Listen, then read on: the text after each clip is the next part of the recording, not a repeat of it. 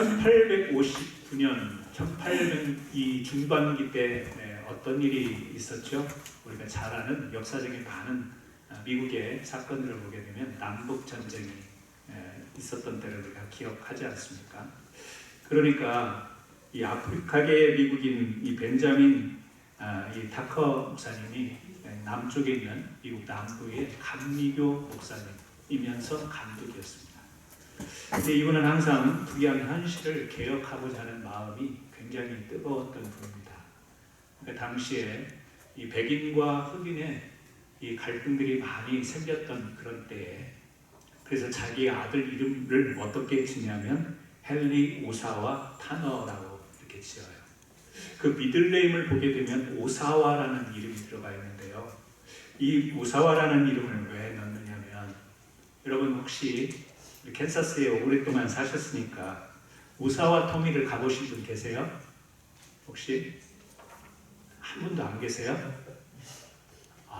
굉장히 다녀오셨어요? 네, 계시네요. 그래도 이 오사와 톰이라고 하는 지역에 오버랜드 파크에서 한 30-40분 드라이브 사우스 쪽으로 가면 있는 조그만 타운입니다. 이곳에서 어떤 일이 있었냐면 남북전쟁이 일어나기 3년 전에 마치 남북전쟁의 축소판처럼 작은 타운에서 일어난 이 노예제를 찬성하는 사람들과 이 노예제를 반대하는 사람들이 충돌이 일어났던 그래서 굉장한 이 피해가 있었던 그런 지역입니다. 미주리주는요 미국의 그때 주였고 캔사스주는 준주였다고 해요. 그래서 미주리에 있는 사람들이 이제 농사를 짓기 위해서는 노예들을 많이 필요로 해서 그 사람들은 노예제를 옹호를 했고 이 캔사스 지역은 이제 북쪽에서 오하이오나 북쪽에서 내려온 사람들이 이렇게 정착하면서 노예제를 반대하는 그런 입장을 가지고 레고널스, 또 맨하탄, 도페카 이런 지역에 이렇게 정착을 하고 사는데 이제 미국의 한 주로서 정식으로 가입을 할 때 노예 제도를 가진 주로 가입을 할 거냐 아니면 노예제가 아닌 주로 가입을 할 거냐 할 때 미주리 쪽에서 이 노예제를 옹호하는 사람들이 들어와서 이 지역에 이제 노예제로 그렇게 합법화시키기 위해서 충돌을 일으킨 그런 사건이 바로 남북전쟁이 바로 일어나기 3년 전, 또 4년, 5년 동안 이 캔사스에서 일어나서 우리 중고등부 학생들은 다 이 학교에서 배워서 잘 알고 있는데요. 이 블리딩 캔사스라고 하는 사건은 굉장히 중요한 사건으로 그렇게 불립니다. 그 가운데 하나가 그런 충돌, 이 노예제를 옹호하는 사람들과 또 반대하는 사람들이 충돌이 일어났던 그 지역 중에 하나가 바로 오사와 토미. 저도 몰랐는데 지난 금요일날 잠깐 시간을 내서 가봤습니다. 건물이요 정말 몇백 년 된 건물들 같아요. 다운타운의 건물들이. 그리고 거기에 아주 조그마한 박물관 하나가 있습니다. 이런 내용들을 좀 정리해서 오두막 같은 집을 밖에 이렇게 벽돌로 다시 조그만 박물관을 해서 볼 수 있도록 그렇게 해왔습니다. 풀입니다. 입장은 없습니다. 그냥 한번 시간 되실 때 다녀오면 좋을 것 같아요. 그러니까 이 헨리 오사와 타너 아버지인 벤자민 타너가 자기 아들 이름을 지으면서 얼마나 이 흑인들이 부당한 압제를 받고 또 노예로서 힘든 이 고난 이것을 개혁해보고자 하는 마음을 자기 아들의 이름에 이렇게 단어에 있었던 사건을 기억하며 이름 자체를요 헨리 오사 타너라고 그렇게 이름을 지은 거예요. 근데 이 아들 헨리 타너가 얼마나 그림을 잘 그리는지 그래서 펜실베니아로 그림을 그리기 위해서 이 펜실베니아 예술 아카데미에 입학합니다. 그런데 당시에는 흑인이 이런 학교에 들어간다는 자체가 거의 불가능했다라고 해요. 그런데 선생님의 굉장한 관심을 받고 또 후원을 받으면서 열심히 했지만 이 미국의 현실에서 견디지를 못하는 겁니다. 그래서 그를 이렇게 후원하는 선생님이 프랑스로 이제 보내는 거죠. 그래서 프랑스 파리에 가서 이제 작품 활동을 하기 시작합니다. 이 작품이 굉장히 뛰어나니까 사람들이 관심을 받습니다. 그래서 한 사업 가면서 이 미술 평론가인 사람이 정말 이 다나 목사님을 생각하면서 그림을 그리는데, 성경의 그림들을 많이 그리는데 너무 좋은 거예요. 그래서 이 사람이 제안을 합니다.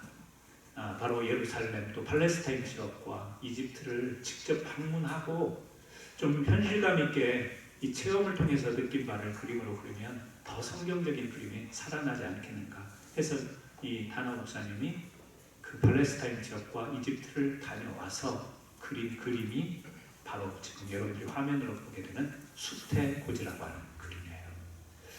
침상에 앉아있는 여인이 마리아이고요. 그 앞에 이렇게 노란 불빛이 보이죠. 이게 이제 가브리엘 천사를 대신해서 불빛으로 이렇게 표현을 한 그림입니다. 이 그림을 우리가 조금 이해하기 위해서 제가 여기저기 뒤져보기도 하고 제 나름대로도 좀 묵상을 해봤습니다. 이 마리아의 모습은 특별하지가 않아 보입니다. 여러분이 잘 아시는 많은 성경의 그림들을 보게 되면 중세 때 그려진 그림들이 되게 많은데요. 굉장히 부풀려진 그림들이 많아요. 그래서 여러분들이 인터넷에서 수태고지라는 이름으로 그림을 이게 수태고지 그림 이렇게 찾으면요, 한두 작품이 나오는 게 아니에요. 여러 작품이 될 겁니다. 그런데 이렇게 평범한 그림은 거의 나오질 않아요. 일단 마리아가 입은 옷이 붉은색이나 푸른색의 옷이고, 그 당시에 굉장히 거룩하고 영광이 깃들여진 색깔로 그렇게 된 이런 색의 옷을 입고 있는 장면. 또 지금 침대를 보면 여러분 이제 잘 안 보일 거예요. 그래서 제가 카톡으로 예배 전에 이렇게 보내드릴 분들한테 보내드렸는데, 나중에 한번 자세히 그림을 보시면요, 침상도 막 잠자리에서 일어난 듯한 정리되지 않은 모습이잖아요. 이불도 흐트러져 있고, 또 마리아가 입은 옷도 자세히 보면요, 그 입은 옷 그 아래로 발을 보면, 조명 안 해도 될 것 같습니다. 보면 발가락이 삐쩍 나와 있어요. 발가락에 삐짝이 발가락 두 개가 이렇게 나와 있는 모습을 볼 수가 있는데요. 이게 마리아의 모습이에요. 언제요? 하나님께서 가브리엘 천사를 통해서 성령이 임하여 내가 예수 그리스도를 잉태하게 될 것이다 라고 하는 이 놀라운 역사적인 현장을 지금 그렸는데 너무 평범해 보입니다. 바닥도 울퉁불퉁하죠? 왜냐하면 이 마리아가 살았던 나사렛 지역에서 아마 평범한 농사를 짓는, 아니면 어떤 일을 했는지 정확하게 알 수는 없지만 그냥 평범한 사람 그 이상도 아니었던 것 같습니다. 근데 이 그림의 집 안의 모습을 보면 그렇다라고 추정할 수 있는 그런 평범한 모습의 그림입니다. 성경을 읽고 있지도 않아요. 기도하고 있는 모습도 아닙니다. 가만히 보면서 이 마리아의 차태 속에서 경건한 모습이라든지 지성이라든지 또 부지런한 모습이라든지 이런 모습이 나타나지 않습니다. 다나 목사님은 이렇게 그림을 그려낸 거예요. 사실적인 것이고 꾸밈없는. 왜냐하면 많은 그림들이 1800년대니까 그 전에 중세 때 그려졌던 그림들은 마리아의 뒤에 막 이렇게 광채가 있고 색깔 있는 옷을 입고 손을 모으고 간절하게 가브리엘 천사를 바라보면서 이런 그림들이 되게 많았거든요. 다나 목사는 자기가 나사렛을 가고 팔레스타인 지역을 가보니까 그런 그림은 실제로 존재하지, 실제 그런 모습은 아닐 것이라고 그렇게 생각이 된 것입니다. 어떻게 보면 그림이 아니더라도 실제 마리아가 저 상황을, 가브리엘 천사가 나타나서 자기에게 메시지를 줬을 때 얼마나 당황스러웠을까요? 저 그림의 그냥 평범한 모습대로라고 한다면. 제가 그럴 리는 별로 없지만 여러분들에게 예고 없이 갑자기 신방을 가서 초인종을 누르고 집사님 뵈러 왔습니다. 그러면 여러분 바로 문 열고 나오실 수 있는 그런 분이 얼마나 될까요? 왜? 자다가 일어났는데, 화장도 안 했는데, 민낯인데, 옷도 그냥 지금 편안하게 입었는데, 누군가 손님이 갑자기 예고 없이 찾아온다고 하면 그 당혹스러움, 여러분 일상생활 가운데 많이는 아니지만 가끔 경험하지 않습니까? 저도요, 이렇게 지금 예배 보러 나올 때는 이렇게 머리도 이렇게 가르마도 타고, 그래도 여러분 화장 안 한 것 같지만 로션도 발랐습니다. 제가. 여러분 저 찍어 바르기도 하고요, 문지르기도 하고 이러고 왔습니다. 가끔, 그런 확률이 별로는 없지만 가끔 우리 성도님들이 예고 없이 오시는 경우가 있어요. 그때 여러분 제가 얼마나 난리 나는 줄 아십니까? 1층으로 2층으로 올라갔다가 막 화장실 들어갔다가 왜요? 머리라도 수술해야 되고요, 입었던 추리닝이라도 바꿔 입어야 되고요. 그렇죠? 예고 없이 갑자기 임하는 것은 준비 없는 우리에게는 굉장히 당혹스러운 거예요. 그런데 천사가, 그것도 마리아에게 하나님의 메시지를 들고 왔을 때 이 마리아에게, 마리아가 그런 말을 훨씬 만화처럼 우리가 표현한다면 마리아가 가브리엘 천사에게 그렇게 이야기하지 않았을까? 아니 어떻게 예고도 없이 옵니까? 준비라도 하고 있어야 되지. 그래서 하나님의 메시지를 들고 왔다면 내가 그 말씀을 받을 만한 그래도 준비는 되어야 되지 라고 그렇게 좀 만화적인 상상을 해봅니다. 하나님의 뜻을 받는 엄중한 이 사건의 장면인데 그 의미 없습니다. 조명 켜주세요. 어두우면 졸게 돼 있습니다. 여러분, 우리 삶도 가만히 생각해 보면 하나님의 임재는 언제 임할까? 예배 드리러 오기 위해서는 우리가 준비를 하고 오지 않습니까? 우리가 오늘 예배 드리러 올 때는 마음의 준비로부터 시작해서 우리가 외모도 준비하고 준비해서 와서 하나님께 예배를 올려드립니다. 하나님을 향한 우리들의 자세는 준비된 자세로 드려요. 하나님께서는 우리에게 언제 임하실까요? 준비되으셨을 때 임하실까요? 물론 어떤 특별한 사역을 위해서는 하나님이 준비된 자에게 임할 때가 있지만, 하나님의 임재라고 하는 것은 어느 때에만, 어느 특정한 때를 정해서 그리스 때만, 부활절 때만 임하는 게 아니라 집에서 잠자다가 일어났을 때도 임하시고, 여러분이 코를 골며 침을 흘리면서 주무실 때도 꿈으로도 임하실 수 있고, 설거지를 하는 가운데서도 임하실 수 있고, 자식들을 꾸중하고 책망하는 그 막 화가 나서 이렇게 하는 그 와중에도 임하실 수 있고, 아무 생각 없이 멍 때리고 있을 때도 하나님은 임재하실 수 있는 하나님이에요. 우리는 하나님을 향해서 준비된 마음으로 예배하기를 원하지만, 하나님은 우리가 준비되어 있을 때만 임하는 게 아니라 언제든지 임하시는 하나님이에요. 그래서 저는 이 그림을 보면서 그런 영적인 인사이트를 얻는 거예요. 그렇죠. 하나님이 언제 임하시는가? 교회에 가서 겸손히 경건한 마음으로 예배 드릴 때 임하시고, 룰루랄라 하면서 막 놀러 다닐 때는 임하시지 않고, 내가 막 싸울 때는 막 어떤 때는 거짓말도 나오고 이 마음속에 미움이 가득 차가지고 이럴 때는 하나님이 임재하시지 않는가? 저는 그렇게 생각이 되어지지 않습니다. 주님은 이미 우리 가운데 거하시고 날마다 순간순간마다 지금도 우리와 함께 하심, 그 함께 하심이라는 말 속에는 이미 임재가 포함되어 있는 그 하나님.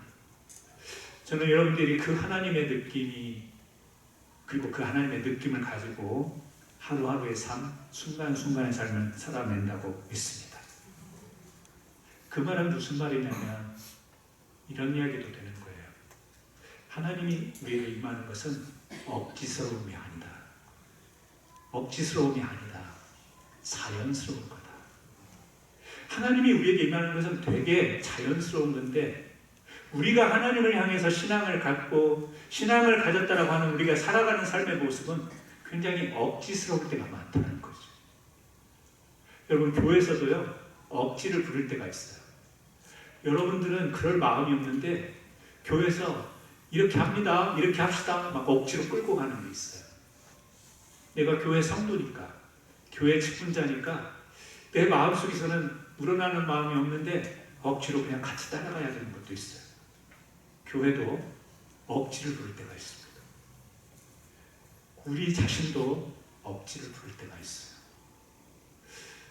우리는 그렇습니다. 자연스러운 것을 추구하고 자연스러운 것, 부자연스러운 것을 싫어하면서도 삶의 많은 내용을 보면 억지에 끌려가는 삶이 많은 것을 보게 돼요. 그래서 우리 신앙 안에도 그런 것들이 있을 수 있습니다. 우리 좀 목회자들이 보는 책 중에 그 책 가운데서 제가 읽은 내용이에요. 그 책의 내용에 뭐가 나오냐면요, 청교도적 강박증이라는 단어가 나오더라고요. 청교도적 강박증. 우리 목회자들이 많이 앓고 있는 강박증이라는 거예요. 영국에서 청교도가 시작이 됐죠. 청교도의 그 내용이라고 한다면 단어처럼 깨끗하고 꾸밈이 없고, 거기에는 진실하고 정직하고 절제가 있고 금욕이 있고, 이런 내용들이 청교도 이 단어와 좀 어울리는 것 아니겠어요?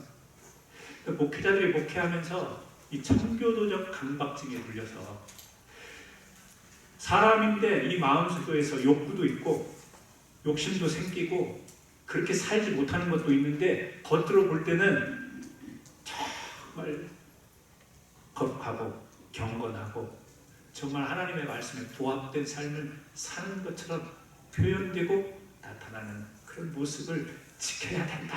이 강박증을 가지고 이만큼 흥도 있으면 사람들이 어떻게 볼까 하는 두려움, 사람들이 성직자가 돼가지고 저러면 돼? 라고 하는 그 말을 들을까 봐 조마조마하고 이 마음속에서 불안한 마음, 이것을 청교도적 강박증이라고 설명을 해놨더라고요.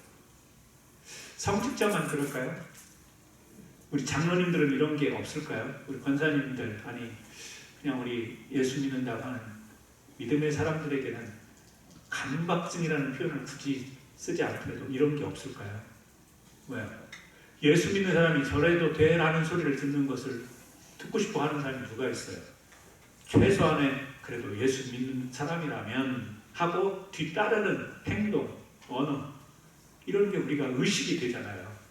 그래도 내가 믿는 사람인데, 그래도 내가 한 교회 장로인데 사람들한테 이런 모습을 보이면, 근데 실상은 그렇지가 않아. 실체는 그렇지가 않아. 그래서 신앙을 가졌는데 마음속에 뭐가 있어요? 불안이 있는 거예요. 신앙 양심에 떨림이 있는 거예요. 근데 우리가 그런 것을 가지면서도, 그런 긴장감을 가지면서도 굉장히 우리의 신앙이 그냥 자기 하루 문제가 없는 신앙인 것처럼 이렇게 생각하고 의식하고 생활하는 그 자체가 뭐냐면 바로 우리가 강박증 같은 증상을 갖는 신앙, 억지스러운 부자연스러운 신앙이라고 하는 거예요. 여러분의 신앙은 어떠세요? 조금 어려운 질문이 되겠지만 자연스러우세요? 좀 억지적인 측면이 있으세요? 좀 부자연스러운 부분이 있으세요? 어떠신 것 같아요? 내가 겉과 속이 얼마나 다른지 남들이 알아채지 못하도록 하기 위해서 내가 할 수 있는 게 뭐지? 라고 하는 것이 의식되어 있는 것. 내면 깊숙한 곳에 신앙적이지도 못한, 또 도덕적이지도 못한 이 충동이 일어나는데 남들이 알아채지 못하도록 감추는 것. 여러분 없으세요? 실수하지 않으려고 실수에 대한 두려움으로 안전한 길을 선택하고자, 그래서 그냥 조용히 순응하는 거예요. 내가 드러나면 안 되니까 그냥 신앙을 가지고 있으면서 신앙적 양심에 이 불안을 느끼지도 않으면서 그냥 순응하는 것. 누가 뭐 하자고 하면 그래 하자, 좋은 쪽으로. 또 내가 감당도 못할 말을 표현하는 것. 자기는 기도하지 않으면서도 기도해야 된다고 이야기하고, 자기는 봉사도 안 하면서 봉사해야 된다고 말을 하고, 그렇죠? 표면적으로 그렇게 자기의 그 마음과 다른 억지스러움을 나타내는 것입니다. 우리의 신앙은 내면에서 하나님의 메시지와 자기 자신에 대한 동의가 이루어져야 참된 신앙이 될 수가 있습니다. 하나님의 메시지가 마리아에게 주어졌어요. 그 마리아가 지금 대답합니다. 오늘 설교 제목처럼 말씀대로 내게 이루어집니다. 여러분 너무나 자연스럽죠? 너무나 자연스럽지 않습니까? 천사가 하나님의 말씀을 수태고지를 하니까 마리아가 순순히 거기에 대해서 이 말씀이 내게 이루어지기 원합니다. 여러분 정말 그럴까요? 우리가 성경에 있는 글이 다일까요? 이 마리아의 얼굴을 제가 이 그림 속에서 잘 보지는 못했지만 밝아 보이지가 않습니다.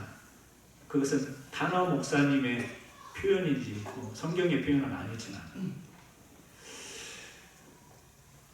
하나님의 위대한 일을 지금 이 위임을 하는 거죠. 자기 몸에서 예수 그리스도가 탄생한다고 할 때 자기는 어린 처녀예요.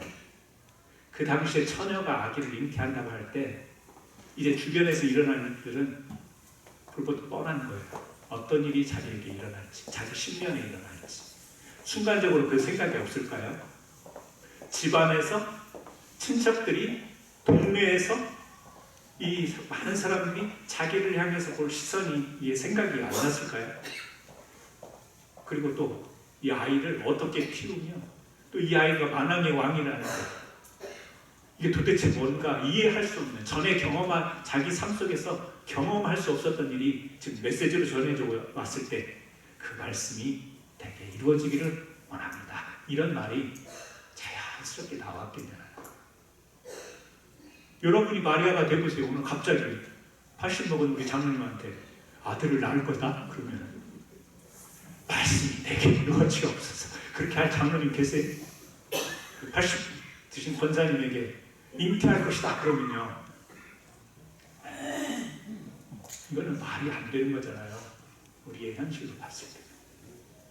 그래서 오늘 이 38절의 말씀대로 내게 이루어지이다 이 말은요, 하나님의 메시지가 들었으니까 순종해야지, 그렇게 대답해야지, 믿는 사람이면 그래야지, 이렇게 이야기할 수 있는 게 아니라는 거예요. 걱정도 있고요, 근심도 있고요, 당장 사람들이 자기를 어떻게 볼 건가 시선이 두렵기도 하고요, 내가 어떻게 감당할까, 이게 정말 일어날 현실일까, 수많은 복잡한 생각 속에서, 이 복잡함 속에서, 이 자연스럽지 않은 이 상황 속에서 이 대답을 할 수 있는 것은, 마리아 스스로 대답할 수 있는 것은 절대 아니다. 그래서 우리가 다음에 볼 것이 뭐냐면, 옆에 노란 기둥이 있죠? 가브리엘 천사를, 다른 그림에는 막 천사가 나타나고 날개 달린 천사가 나타나고 이러는데, 이 단어 목사님은 그냥 불기둥처럼 불이 막 그렇게 환하지도 않아요. 이 불빛으로 지금 대신 그렸습니다. 강압적으로 명령을 하달하는 식의 그림이 아니라 자연스럽게 빛을 비추는 모습으로 그린 거예요. 여기서 또 한 가지 묵상해요. 선교사님 뒤에 계시니까 이왕 가신 김에 불 한번 좀, 강단 불 한번 꺼주세요. 제 얼굴이 지금 아까 불 켰을 때와 지금 불 껐을 때 모습이 어때요? 목사님 강단해하니까 얼굴이 환하네 그랬다가 순간적으로 말이 바뀌죠. 목사님 새까맣구나. 진짜 모습은 까맣구나. 조명빨이었네. 이러지 않겠습니까? 죄송하지만 다시 불 켜주세요. 제 실체를 봤으니까. 이게 뭐냐면 조명이에요. 조명. 죄송하지만 우리 성도님들 자리 불 한번 다 꺼줘보세요. 웃었는데 옆에 분 보세요. 실체야. 켜주세요. 조명빨이 이렇게 중요한 거예요. 화장빨도 중요하지만 아무리 덕지덕지 발라도 조명빨이 중요한 거예요. 여러분, 마리아에게 가브리엘 천사가 나타나는 것은요, 빛으로 그렸는데요, 저는 그렇게 일으키는 거예요. 조명, 하나님의 조명, 성령의 조명. 우리 마리아가 내가 말씀대로 이루어지리다, 이 수능은 제가 볼 때는 부자연스러운, 억지스러운 거예요. 그런데 하나님이 성령을 통해서 조명해 주시면, 그 빛이 이런 물리적인 빛이 아니라 여러분들이 이미 체험하고 여러분들이 경험한 성령을 통해서 여러분 심령 가운데 비춰지는 그 조명이 있으면 뭐가 가능하냐? 고백이 가능한 거예요. 하나님, 나 같은 미천한 자에게 고백과 더불어 기도가 드려질 수 있죠. 하나님, 부족하지만 하나님은 전능하신 하나님입니다. 나는 평범하지만 하나님은 권능을 가지신 분, 기적을 행할 수 있습니다. 그래서 우리가 신앙생활하면서 신앙생활의 내용을 이루는 게 뭐죠? 고백입니다. 참회입니다. 기도입니다. 그리고 말씀의 묵상입니다. 이걸 통해서 뭐죠? 우리는 기도하는 행위, 참여하는 행위라고 생각하지만 이 과정을 통해서 하나님의 빛이 우리에게 비치는 거예요. 조명해 주시는 거예요. 어두웠던 우리의 실체가 하나님의 성령의 빛으로 밝아지니까 병들고 아프고 큰일을 당했는데도 감사하다고 말하고 기쁘다고 말하고 하나님이 책임져 주실 거라고 그렇게 고백을 하고 선포할 수 있는 거예요. 뭐예요? 이게 억지스러운 걸까요? 이게 부자연스러운 거예요? 아니요. 이것이 신앙 안에서의 자연스러움. 그런데 우리가 내가 만든 척하는, 내가 굉장히 청교도적인 경건한 하나님의 신령한 말씀에 내가 전혀 고민도 없이 주님의 말씀에 순종하겠습니다. 주님의 뜻이 이루어지기를 바랍니다. 주님의 말씀대로 되게 하옵소서. 이런 고백은 사실 우리 자체에서는 혹시 그렇게 우리가 말할 수 있다는 것은 억지스러웁니다. 그래서 우리에게는 하나님이 비춰주시는 성령의 빛이 필요합니다.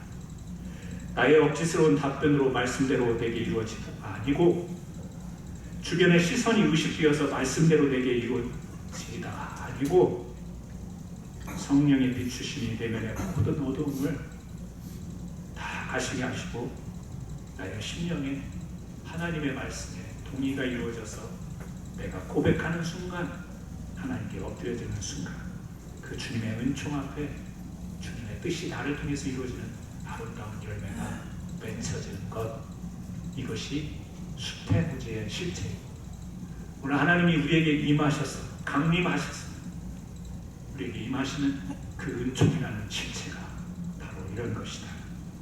이 땅에 오신 예수 그리스도를 기뻐하고 감사하는 시즌입니다. 절기입니다. 우리에게 신앙 고백으로도 말 못할 두려움과 떨림이 있고 갈등과 고민이 있고 세상이 의식되고 사람들의 눈이 의식되는 것들이 여전히 우리에게 있습니다. 크리스마스가 다가와도 우리에게 있고 부활절이 다가와도 이것은 사라지지 않습니다. 그런데 하나님이 예수님을 통해서 말씀하십니다. 참된 은총과 평안이 우리에게 임할 것이라는 거예요. 저는 이 성탄의 계절에 여러분들에게 억지스러움이 아닌 이 자연스러운 성령의 조명과 하나님의 빛이 임하는 은혜가 있기를 주의 이름으로 축원합니다. 같이 한번 기도하겠습니다. 오늘 기도할 때 이렇게 기도하셨으면 좋겠습니다. 하나님, 우리도 마리아처럼 말씀대로 내게 이루어지이다 이런 고백을 진정으로 할 수 있는 기도자가 되게 하옵소서. 내 생각과 마음과 말로 표현만 말씀대로 이루어지이다 순종하는 것처럼 이런 고백이 아니라 나는 여전히 고민하고 갈등하고 내 마음속에서는 일어나지 않는 믿음 신앙이지만 주의 성령께서 비춰주셔서 주님 말씀대로 내게 이루어지기 원합니다. 우리의 입술을 통해서 참된 고백이 드려지는 기도가 있게 하옵소서. 삶이 되게 하옵소서. 우리 같이 한번 기도드렸으면 좋겠습니다. 기도합니다. 하나님 아버지, 오늘 저희에게 누가복음 1장에 나오는 가브리엘 천사가 마리아에게 수태고지하는 이 내용을 한 목사님의